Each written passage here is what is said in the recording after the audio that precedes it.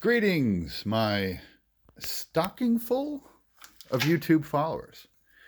What do we have here today? We have a Marantz Model 2238B. This is one of the Japanese era Marantz, as evidenced by all of the crappy phenolic circuit boards and Mitsubishi components everywhere. It's still a pretty decent performer, though, despite the, shall we say, haphazard construction style of this thing. So this amp came into my shop for a complete recap, and the customer was complaining of an intermittent crackling noise. I have not been able to reproduce that, but given the age of the thing, we decided that we were going to start with a complete recap, and that is what we did. Nothing too crazy in this video. This is just going to be a one-off, just some notes for those of you who ever work on one of these. What do we got here? So we got, just to show you the scale of the work involved in recapping one of these. That is from the input board. That is from the amplifier board, and I did replace some of these polystyrenes even though they tested fine. Yeah, and then all of these, tuner board, all of these. You get the idea. There's about 100 capacitors, and then of course the main filters, and more on those later. So this amp was working, and it's been working. So nothing too dramatic, but there were a couple of issues that needed to be addressed. Now, the first issue that I want to talk about, and you're going to want to check this out here, is this heatsink that I've added here to, I think it's Q751. Yeah, Q751. That sucker was getting so hot that it was turning the circuit board underneath it black. It melted all the wax off of that poor ceramic cap sitting next to it, and probably also very drastically shortened the lifetime of the capacitors that used to be right here. Those have been replaced now anyway. So I fabricobbled a heatsink out of some sheet aluminum and attached a heatsink to that, and brought the operating temperature of that component from about 210 degrees down to about 130. So you might want to do that if you have that same issue. I would definitely recommend putting a heatsink on that component. Also, back here, you'll notice that I have added a little bit of vintage Radio Shack perf board and some resistors and a diode in there. And what that is, it's definitely not my prettiest work, but what that is it replaces what used to be in the soft start circuit, the part of it that's feeding the relay. There's some voltage dropping going on, and I want to show you, before you criticize my solution too much, let me show you what the factory solution was. The factory solution is a single focus, yes. It was a 100 ohm resistor with a diode tacked to it, and you can see how hot that 100 ohm resistor was getting. It used to be blue all the way across, and it has heat cooked the blue right out of it. So, and you can only imagine how hot that diode was getting sitting right next to that thing too. So that was the original solution, a diode in series with a 100 ohm resistor. So I wanted to up the wattage of that resistor. I didn't have a 100 ohm resistor in a big enough wattage, but what I did have was 4 precision 1 watt 100 ohm resistors. So I series paralleled them and made the equivalent of a 100 ohm 4 watt resistor. And there's a brand new IN or 1N4007 down there doing the new diode roll. That brought the temperature of that thing from about 170 degrees down to about 100. So vastly improved that. And that little daughter board that I made has been contact cemented to the main circuit board. Yes, it's not pretty, but you know what?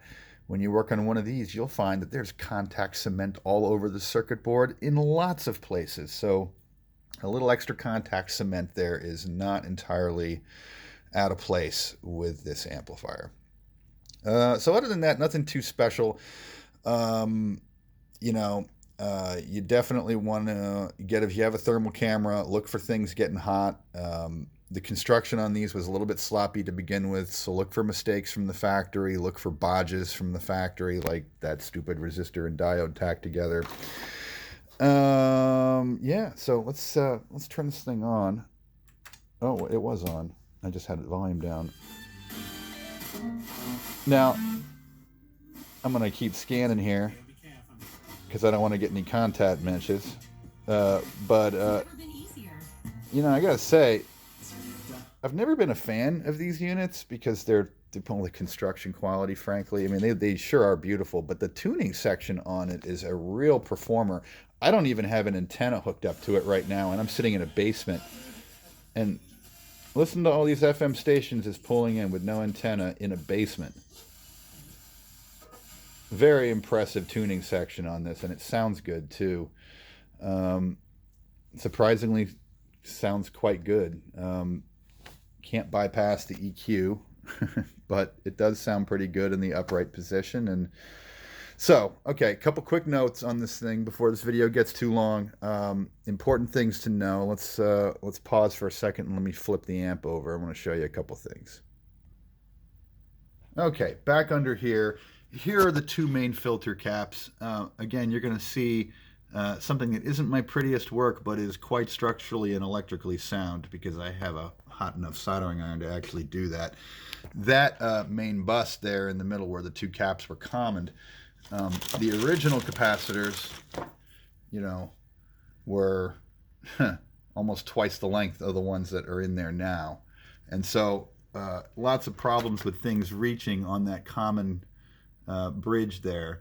And so what I did was I took a piece of 14 AUG stranded copper and ran it through, threaded it through that old bus bar, soldered it the entire length of the bus bar, and soldered it, of course, to the capacitors. And it looks a little fugly, but it's very, very strong and is very, very low impedance. It's a very good connection. All the other wires reached. One thing, when you go to recap this thing, I don't know if all of these 2238Bs are like this or if this is a common Marantz thing from these receivers, but when you turn the power off, the negative voltage will bleed down within a reasonable amount of time. If you watch it, you're like, yeah, that looks about right for the bleed down on that. The positive voltage does not bleed down. And when I say it doesn't bleed down, I'm saying this amplifier with its old capacitors was turned off for over a week. Turned off and unplugged for over a week, and there was still enough of a charge in the old capacitor to blow, to blacken the tip of a screwdriver. Very, very surprising that it held on to its charge for that long. Now, it's only 35 volts. It won't kill you, but it'll certainly be uncomfortable and startling, and you could melt a trace or melt a screwdriver or do some damage a component if you're not aware of that. Even after I put the new capacitors in, same story. Negative voltage bleeds down in a reasonable period of time. Positive voltage just holds forever. I don't know why that is. If anybody knows why this amp does that and wants to put that in the comment section, I would very much appreciate it. So pretty much all done here. One of the things that a lot of people do is they spray out the pots with deoxit. I did not do that, and I did not do that because they're not crackling. And these pots on these things are greased in a certain way to get a certain feel. And when you run deoxit through them, you run the risk of rinsing all of that thick grease out of the shaft that lubricates these things. And that nice smooth feel has a way of getting ruined by that. If you have to use it. Try to use it sparingly, only on the wiper area. Try not to let it soak into the shaft. Try not to rinse out all of the original grease that these were packed in, unless that grease gets hard. But if that grease gets hard, then frankly, you got to take the pots apart, clean them, and re-lube them and reassemble them to do it correctly. Anything done from the outside is only going to be a Band-Aid. So yeah, that's pretty much it on this thing. It's a real pain in the dork to recap this. There's no shortcuts to getting at these tone control capacitors. You got to take all the knobs, the entire faceplate off. You got to drop the dial string off. Um, yeah, you got to cut a bunch of wire ties, which I have to now replace to get enough slack on it. There is enough slack on it to do the work, but you really got to be patient and not try to take a shortcut and get in there at funny angles. You really do have to take the whole damn thing apart. Recapping this amp is probably a 16-hour job, maybe 20 hours with uh, some extra things that I had to do with the cleaning and detailing and fabricating a heat sink and making those new resistors for the relay circuit. And I also have to figure out what to do about the clips that hold the lights in, because the plastic from that housing gets brittle. Those clips break off. I think I'm just going to use zip ties to do it. Anyway, there you go. Nothing too serious here. This amp, like I said, this amp was working when it came in the shop. Oh, there is one thing I want to point out that can get you on this amplifier. It can be an issue. This amplifier has a main in and a pre-out. And what that means is that the main in, these RCAs have little spring-loaded contacts in them that when you insert something in there, it breaks the contact. So the pre-out is electrically bridged to the main in until you insert something, and then it interrupts that circuit. The downside of that is if nobody ever really uses the main in, those contacts get dirty, and then you get one channel that mysteriously cuts in or out, and you don't know why. And the answer is that these two sockets are dirty. So getting in there and cleaning that. Alternatively, if that becomes a real problem, you can just get a set of short RCAs and jump from the pre-out to the main in and bypass the whole thing. But yeah, just keep that in mind, that main in has an interrupter contact on those inputs, and if it gets dirty, that channel will cut out. All right, there you go.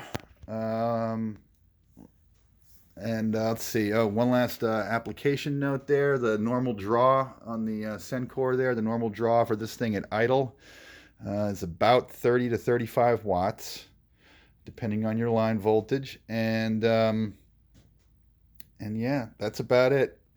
I hope you're all having a Merry Christmas, Happy Hanukkah, and whatever it is you do or don't celebrate. Goodbye.